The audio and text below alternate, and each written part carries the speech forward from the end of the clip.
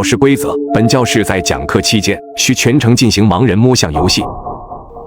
1楼最靠近楼梯的那间教室，规则是所有人必须提前5分钟落座。竟然还有这种规则，多谢你的情报。若是没有人提前告知，这样的教室真是让人防不胜防。他笑了笑，我第1堂课是在4楼上楼梯后，左手边第3间教室，规则是全程必须紧盯老师，禁止看向别的任何地方。随后他又有些担心地问道：这样很考验一个人的注意力，毕竟1堂课有足足40分钟时间，你没问题吧？放心吧，希望4堂课过去，我们还能再遇见。这1堂课看似凶险，却在大家的冷静默数和互相补救中安稳地度过了。我如释重负，和青青分别，踏上了前往4楼的阶梯。在左手边第3间教室，我安定地在角落里坐下。随后教室里前前后后走进来4、5道人影，广播里也无情地宣告着上1堂课的结果。在第3堂课结束后，本校还剩130名学生。相比于之前2轮远超半数的死亡率，第3轮的数字显得没那么触目惊心。一番静静等待之后，老师终于起身，在黑板上写下了规则。可当他粉笔落下之后，我不禁呆住了。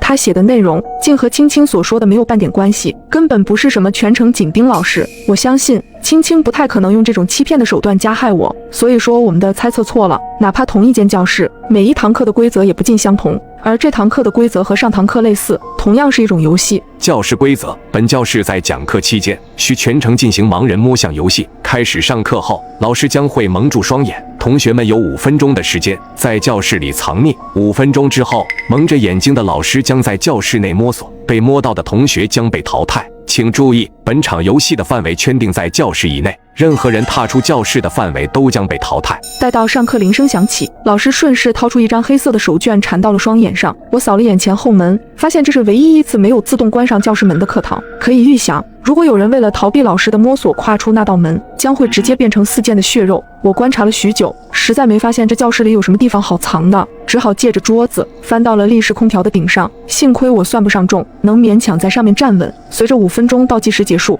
台上本来安静无比的老师突然凝出一道诡异的笑容，伸出双手。游戏开始后，我死死盯着讲台的方向，就讲台正下方就蹲着一个皮肤白嫩的少年。他不知是艺高人胆大，还是想要验证最危险的地方就是最安全的地方，竟直接躲在了离老师最近的地点。只可惜这位蒙眼的老师，他摸索的第一个地点正是自己的周边。少年终于忍耐不住，急忙滑出几步想要逃窜，谁知老师竟提前拦住了他的去路。无奈之下，他连躲几米退到了门口，情急之中，他不小心退到了门外。随着一声尖锐的警报声响起，他直接原地炸开。最靠近他的一位女人看到这一幕，忍不住惊恐地喊了一句，虽然只是极小的声音，但仍然被老师